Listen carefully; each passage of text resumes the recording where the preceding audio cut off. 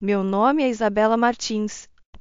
Nunca conheci meu pai, mas sinceramente, não sentia que estava perdendo muito. Minha mãe trabalhava duro para manter comida na mesa e um teto sobre nossas cabeças. Desde que me lembro, eu ajudava em casa, louça, roupa, o que fosse preciso. Minha mãe sempre dizia: Bela, você precisa aprender a se virar sozinha. O mundo não vai fazer isso por você. Essas palavras ficaram comigo. Nosso apartamento era pequeno, mas era nosso lar. O som da velha máquina de costura da minha mãe era a trilha sonora da minha infância. Ela ficava acordada até tarde consertando roupas para ganhar um dinheiro extra. Eu costumava adormecer ao som rítmico da máquina. Do que eu gostava? Computadores. Começou quando nossa escola recebeu alguns PCs doados. A maioria das crianças os usava para jogos, mas eu estava fascinada pelo que os fazia funcionar. Eu ficava depois da aula mexendo, aprendendo. Um dia, o Sr. José, o professor de informática, me pegou tentando instalar um software de edição de vídeo. O que você está fazendo, Isabela? Ele perguntou, erguendo uma sobrancelha. Eu congelei, achando que estava com problemas. Eu só queria aprender a editar vídeos, respondi. Em vez de ficar bravo, ele sorriu. Por que não disse antes? Deixe-me te mostrar alguns truques. A partir daquele dia, todas as terças e quintas depois da aula, o Sr. José me ensinava os detalhes da edição de vídeo. Em casa, eu praticava no nosso velho computador que vivia travando. Quando a formatura do ensino médio se aproximou, a realidade me atingiu em cheio. Faculdade não estava nos meus planos. No dia seguinte à formatura, marchei para a WKTV, nossa emissora local. A recepcionista me olhou como se eu fosse louca quando perguntei sobre vagas de emprego, mas me indicou o departamento de RH. 3 entrevistas e um teste prático depois, eu tinha meu primeiro emprego de verdade, assistente de edição de vídeo. O salário não era grande coisa, mas era um começo. Pelos próximos 2 anos, trabalhei duro. Durante a semana na emissora, nos fins de semana fazendo trabalhos freelance. Cada centavo que eu conseguia economizar ia para o meu fundo de faculdade. Era exaustivo, mas eu estava determinada. Então, numa rara noite de folga com Lívia e Carlos, tudo mudou. Estávamos numa festa na casa de um amigo. Foi lá que conheci ele. Ricardo Tomás. Ele não era o que você chamaria de convencionalmente bonito, meio nerd, com óculos de aro grosso e um sorriso levemente torto. Mas quando ele começou a falar sobre seu trabalho em desenvolvimento de software, seu rosto todo se iluminou. Fiquei intrigada. Quando a festa estava acabando, Ricardo pediu meu número. Hesitei por um segundo, depois pensei em que se dane e dei. Os meses seguintes foram como um turbilhão. Ricardo e eu começamos a namorar, e foi bom. Diferente do que eu esperava, mas de um jeito bom. Uma noite, enquanto voltávamos de um cinema, Ricardo me pediu em casamento. Eu aceitei. O casamento foi pequeno, mas lindo. Minha mãe chorou de felicidade, e os pais de Ricardo, Lúcia e Roberto, eles me surpreenderam. Eu estava nervosa em conhecê-los, dado todo o lance de família rica, mas eles foram calorosos e acolhedores desde o início. Os primeiros 2 anos de nosso casamento foram bons. Não perfeitos, mas bons. Tínhamos nosso próprio lugar, um apartamento aconchegante não muito longe da emissora onde eu ainda trabalhava. Ricardo tinha seu emprego em uma grande empresa de tecnologia, e as coisas eram confortáveis. Viajamos um pouco, principalmente passeios de fim de semana pelo país. Era mais do que eu já tinha feito crescendo, e eu amava cada minuto. Ver novos lugares, experimentar novas comidas, era como se um mundo novo tivesse se aberto para mim. Mas então as coisas começaram a mudar. Começou com pequenas coisas. Ricardo suspirava quando eu falava sobre o trabalho, ou revirava os olhos quando eu ficava empolgada com uma nova técnica de edição que tinha aprendido. Depois, foi ficando mais frequente. A primeira vez que ele arranjou uma desculpa para não me levar a uma festa do trabalho, não pensei muito nisso. É só uma coisa chata do escritório, ele disse. Você não ia gostar. Mas então aconteceu de novo. E de novo. Uma noite, ouvi ele no telefone com um colega de trabalho. Só eu hoje à noite. Você sabe como é, Bella não curte muito esses eventos. Me senti como se tivesse levado um soco no estômago. Não curte esses eventos? Ele nunca tinha me dado uma chance. Naquela noite, confrontei ele. Ricardo, por que você não quer mais que eu vá aos eventos do seu trabalho? Você tem vergonha de mim? Não é isso, ele respondeu. É só que às vezes é difícil para você acompanhar as conversas, sabe? Não quero que você se sinta deslocada.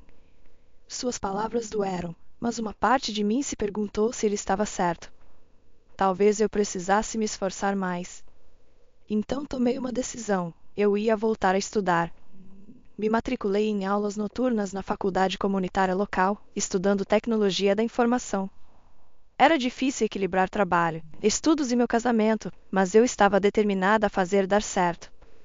Mas mesmo enquanto eu me matava de trabalhar para me aperfeiçoar, as coisas com Ricardo continuavam piorando. O distanciamento se transformou em desprezo aberto. O homem com quem eu me casei parecia estar desaparecendo diante dos meus olhos, substituído por alguém que eu mal reconhecia. E então veio a noite que mudou tudo. Eu tinha acabado de chegar em casa de uma aula tarde da noite, exausta, mas me sentindo bem por ter ido bem em uma prova. Ricardo estava na sala, um copo de uísque na mão. Onde você esteve? Ele exigiu. Na aula, lembra? Eu te falei que tinha uma prova importante hoje à noite. Ele zombou. Você é uma tola e uma caipira, Bella. E nenhuma quantidade de estudo vai mudar isso. Me senti como se tivesse levado um tapa, mas antes que pudesse responder, ouvi um suspiro vindo da porta. Lúcia e Roberto estavam lá, com expressões horrorizadas. Lúcia se inclinou para a frente, seus olhos faiscando. Como você ousa falar assim com sua esposa, Ricardo? Nós te criamos melhor do que isso. Vocês não entendem, disse Ricardo, sua voz subindo. Vocês sabem como é embaraçoso ter uma esposa que não consegue nem acompanhar conversas básicas em eventos do trabalho? Eu me encolhi, mas as próximas palavras de Roberto nos chocaram todos em silêncio. Embaraçoso, ele trovejou. Deixe-me te contar sobre o embaraçoso, moleque. Seu avô, meu pai, não tinha um pingo de educação formal. Ele nasceu na parte mais pobre da cidade, trabalhou até os ossos para me dar uma vida melhor. Então não ouse sentar aí e agir como se fosse algum tipo de aristocrata. Senti uma onda de carinho pelos meus sogros, mas as próximas palavras de Ricardo congelaram isso. Eu vou me comportar como eu bem entender, ele cuspiu. Esta é a minha vida, meu casamento. Depois que seus pais saíram, Ricardo começou a viajar mais frequentemente. Viagens de fim de semana com amigos, ele dizia, nem se preocupando mais em me convidar. Eu me joguei no trabalho e nos estudos, pegando trabalhos extras nos fins de semana para preencher as horas solitárias. Então minha mãe ficou doente. Câncer, disseram os médicos. Era agressivo, e em poucos meses ela se foi. Me senti perdida, à deriva sem minha âncora. Ricardo mal estava presente, oferecendo tapinhas desajeitados nas costas em vez do conforto que eu ansiava. No meu luto, me vi me aproximando mais e mais de Lúcia. Ela ligava para ver como eu estava, me convidava para tomar chá, simplesmente sentava e conversava comigo por horas. Era o conforto maternal que eu desesperadamente precisava. Mas isso só parecia enfurecer Ricardo ainda mais. Uma noite, depois que eu tinha passado a tarde na casa dos pais dele, ele explodiu. Por que você está sempre lá? Ele gritou. Você está tentando virar meus pais contra mim? Fiquei atônita. O quê? Não, Ricardo. Eu precisava de alguém para conversar. Fui para a cama naquela noite com lágrimas nos olhos, me perguntando como as coisas tinham dado tão errado. Algumas semanas depois, comecei a me sentir mal exausta o tempo todo, enjoada pelas manhãs. No início, atribuía ao estresse e ao luto, mas conforme os sintomas persistiam, uma possibilidade diferente começou a se formar na minha mente. Comprei um teste de gravidez no caminho de casa do trabalho um dia, meu coração disparado enquanto esperava pelos resultados. Quando aquelas duas linhas apareceram, senti uma mistura de alegria e terror. Um bebê. Nós íamos ter um bebê. Naquela noite, esperei nervosamente Ricardo chegar em casa. Quando ele finalmente entrou pela porta, respirei fundo. Ricardo, precisamos conversar. Estou grávida. A expressão no rosto dele não era de alegria, nem mesmo de surpresa. Era pura fúria. Grávida, ele cuspiu. Você está brincando comigo? Não podemos ter um bebê agora. Faça um aborto, Bella. É final. Fugi do apartamento, lágrimas escorrendo pelo meu rosto. Sem pensar, me vi na porta da casa de Lúcia e Roberto. Quando Lúcia abriu a porta e viu meu rosto, imediatamente me puxou para um abraço. Entre soluços, contei tudo a eles. Sobre a gravidez, sobre a reação de Ricardo. Nunca vi Roberto parecer tão bravo, ou Lúcia tão determinada. Escute bem, Isabela, disse Lúcia, segurando meu rosto em suas mãos. Esta é sua decisão. Se você quiser este bebê, nós vamos te apoiar em cada passo do caminho. Ricardo que se dane. Os próximos meses foram um borrão de consultas médicas, trabalho e tensão crescente em casa. Ricardo mal falava comigo, passando a maior parte do tempo fora com amigos. Eu me concentrei no meu trabalho, economizando cada centavo extra que podia para o bebê. Uma tarde, eu tinha uma consulta médica para fazer alguns exames de rotina. Tinha tirado meio-dia de folga do trabalho e estava ansiosa por uma noite tranquila em casa depois disso. Quando entrei no nosso condomínio, notei o carro de Ricardo no estacionamento. Estranho, ele geralmente estava no trabalho neste horário. Subi as escadas até nosso apartamento, mexendo com as chaves. Ao abrir a porta, ouvi a voz de Ricardo. Estarei aí em 1 minuto, amor. Só pegando minha mala de viagem. Meu coração começou a disparar. Entrei e lá estava Ricardo, fazendo as malas. Com quem você estava falando? Para onde você vai? Antes que ele pudesse responder, ouvi uma buzina de carro lá fora. Ricardo xingou baixinho e pegou sua mala. Não tenho tempo para isso. Conversamos quando eu voltar. Segui ele até o estacionamento, exigindo respostas. E foi então que eu a vi. Sentada no banco do passageiro do carro de Ricardo estava uma mulher. Ela era linda, com longos cabelos loiros e maquiagem perfeita. E ela estava muito, muito grávida. Enquanto eu ficava ali parada, congelada de choque, ela saiu do carro. Ela caminhou em minha direção com um sorriso presunçoso no rosto. Então você deve ser Isabela, ela disse, sua voz pingando falsa doçura. Eu sou Melissa, a namorada do Ricardo. Me virei para Ricardo, que não conseguia nem me olhar nos olhos. Isso é verdade? Perguntei, minha voz mal passando de um sussurro. Ele assentiu, ainda sem me olhar. Senti uma onda de raiva e nojo. Você não tem vergonha? Perguntei a Melissa, minha voz tremendo. Ele é casado. Nós também vamos ter um bebê. O sorriso de Melissa ficou frio. Vergonha? Não, querida. Eu tive que lutar pela minha felicidade, e você já perdeu essa batalha. Não é minha culpa se você não conseguiu manter seu homem satisfeito. Me virei para Ricardo, a fúria substituindo meu choque. Como você pode fazer isso comigo? Com o nosso bebê? Ele finalmente olhou para mim, seu rosto uma máscara de indiferença. Ah, qual é, Bella? Nós dois sabemos que este casamento foi um erro. Eu nunca te amei. Você era conveniente. Uma boa dona de casa, alguém para manter a cama aquecida. Mas Melissa, ela é minha alma gêmea. Ela é inteligente, educada. Ela se encaixa no meu mundo. Cada palavra era como uma faca no meu coração.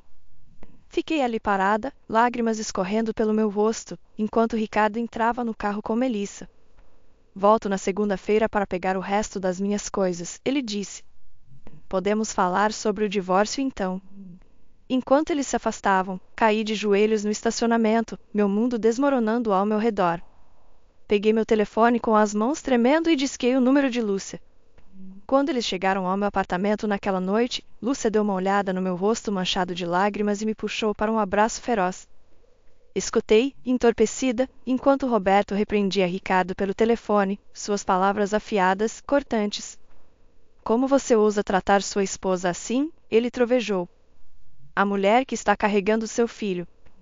A voz de Ricardo veio pelo viva voz, defensiva e fria. Pai, você não entende. Melissa é... Não ouse mencionar o nome dessa mulher, Lúcia interrompeu. Nós nunca vamos aceitá-la, está me ouvindo? Nunca. Houve uma pausa, então a voz de Ricardo, fria e calma. Tudo bem. Não preciso da aceitação de vocês. Não preciso de vocês. Tenho Melissa agora, e é tudo que preciso. Os meses seguintes foram um turbilhão. Com a ajuda de Lúcia e Roberto, encontrei um pequeno apartamento mais perto deles. O processo de divórcio foi feio, com Ricardo me enfrentando a cada passo, mas no final estava feito. Eu estava livre dele, pelo menos legalmente. Quando minha filha Sofia nasceu numa manhã ensolarada, foi Lúcia quem segurou minha mão durante o parto. Roberto andava de um lado para o outro na sala de espera, todo o nervosismo de um avô de primeira viagem. Ricardo se recusou a ver Sofia. Quando levei à justiça por pensão alimentícia, ele teve a audácia de exigir um teste de paternidade. Concordei, sabendo a verdade. Os resultados vieram confirmando o que eu já sabia: Sofia era filha dele.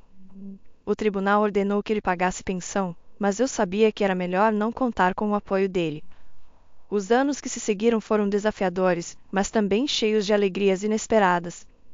Me dediquei aos estudos, finalmente conseguindo meu diploma em Tecnologia da Informação.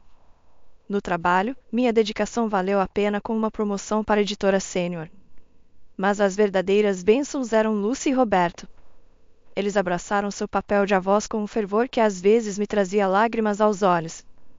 Os fins de semana eram preenchidos com viagens ao parque, jantares em família e sessões de cinema improvisadas. Eles eram a família que eu sempre sonhei, e Sofia os adorava.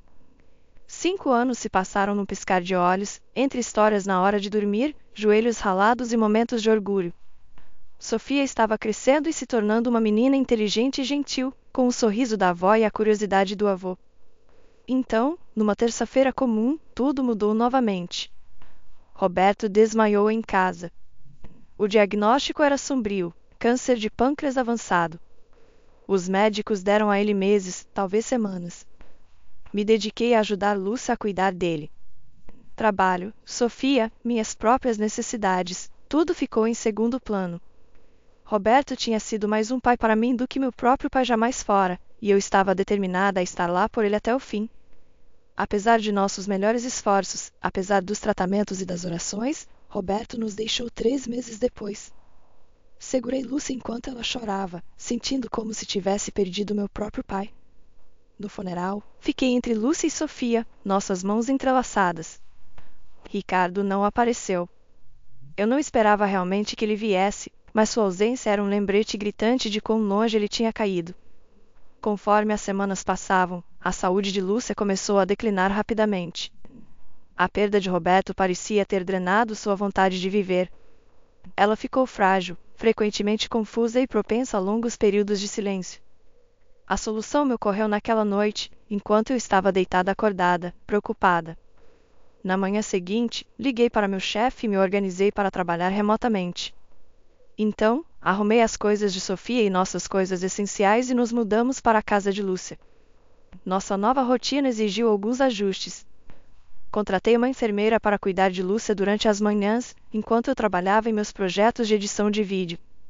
À tarde, Sofia e eu assumíamos. Líamos para Lúcia, ajudávamos com seus exercícios de fisioterapia ou simplesmente sentávamos e relembrávamos tempos mais felizes.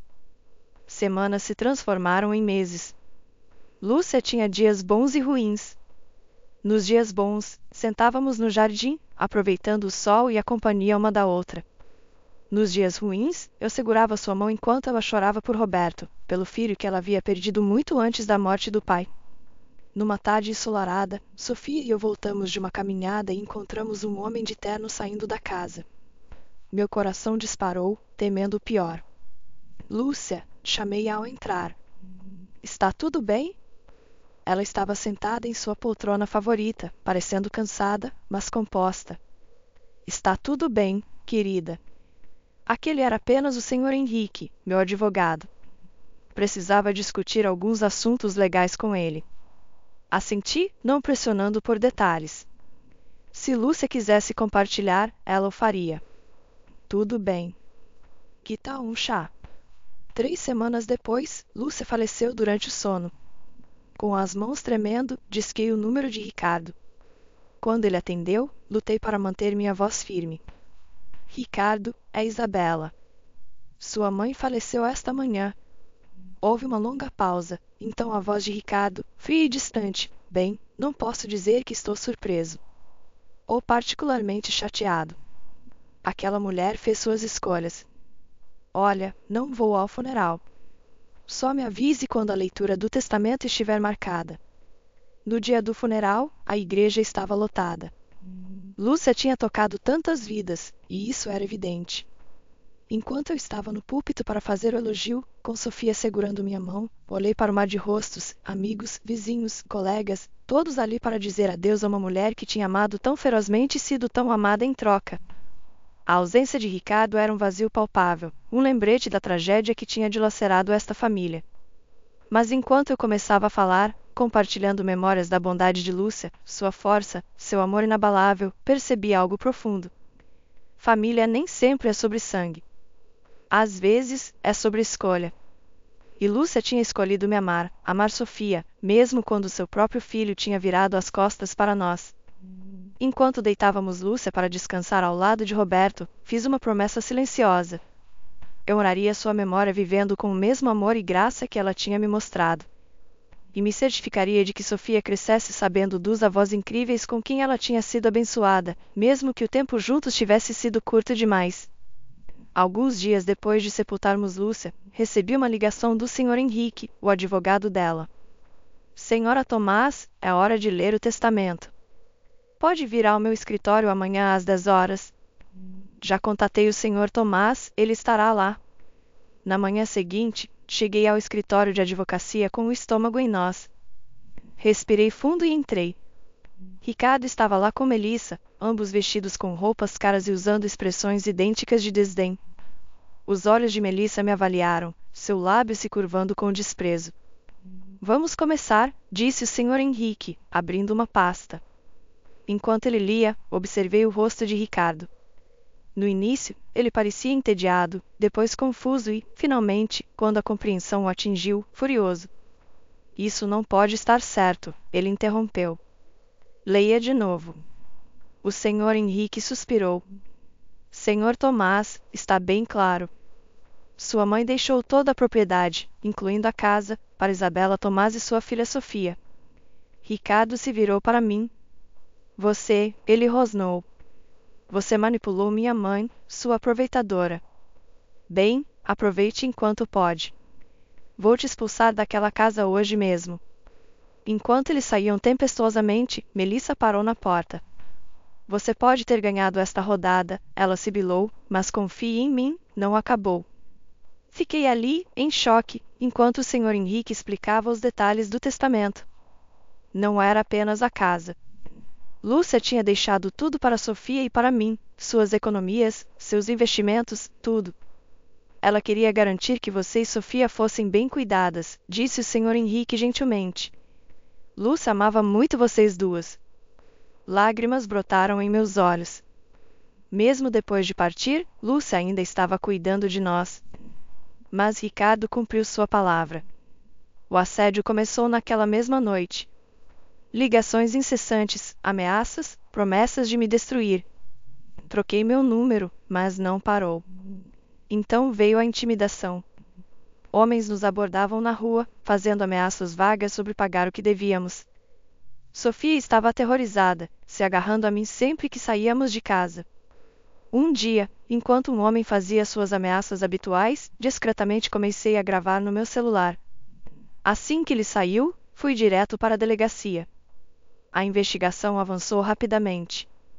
Com minha gravação e depoimento, junto com declarações de vizinhos que tinham testemunhado o assédio, a polícia montou um caso sólido contra Ricardo. Quando confrontados com as evidências, os capangas contratados por Ricardo rapidamente se viraram contra ele, confirmando que ele os tinha pago para nos assustar. Nunca vou esquecer a expressão no rosto de Ricardo quando o policial colocou as algemas nele. No final, me foi concedida uma ordem de restrição contra Ricardo. Ele não podia chegar a menos de 150 metros de Sofia ou de mim, nem nos contatar de forma alguma. Naquela noite, enquanto colocava Sofia na cama. Olhei ao redor do quarto que antes tinha sido de Lúcia. Agora estava cheio de bichos de pelúcia e livros infantis, um testemunho da nova vida que estávamos construindo. Vovó e vovô estão olhando por nós, Sofia murmurou sonolenta, agarrando o ursinho que Roberto tinha lhe dado no seu 3º aniversário. Sim, estão, sussurrei, beijando sua testa. E eles estariam tão orgulhosos de você, minha menina corajosa.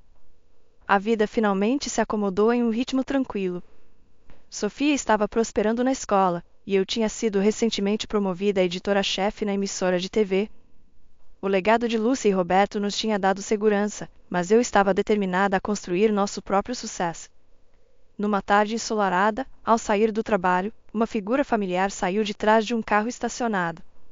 Melissa, a esposa de Ricardo, não parecia em nada com a mulher polida que eu me lembrava. Seu cabelo estava desgrenhado, seus olhos vermelhos e inchados. Isabela, por favor, ela disse, sua voz quebrando. Preciso da sua ajuda. Fiquei tensa, pronta para outra confrontação, mas suas próximas palavras me pegaram de surpresa. Nosso filho está doente. Ele precisa de uma cirurgia. Por favor, precisamos de dinheiro. Só metade da herança. Você não precisa de tudo, precisa? Algo parecia estranho. O que há de errado com ele? Perguntei cautelosamente. Os olhos de Melissa correram ao redor. É o coração dele. Não, os rins. Os médicos dizem... Enquanto ela gaguejava em sua explicação, me lembrei de nosso primeiro encontro, seu sorriso presunçoso enquanto ela declarava a vitória na nossa batalha. Uma clareza fria me invadiu. Sabe, Melissa, disse calmamente, alguém uma vez me disse que eu tinha que lutar pela minha felicidade.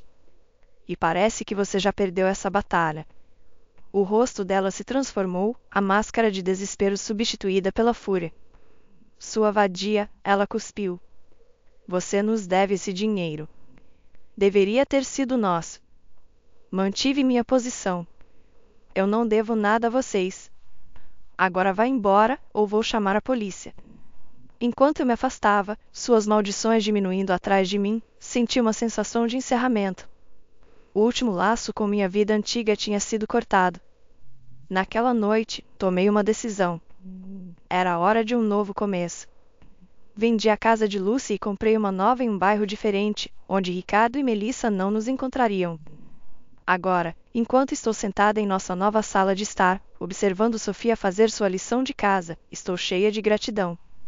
Gratidão por Lúcia e Roberto, que nos amaram incondicionalmente.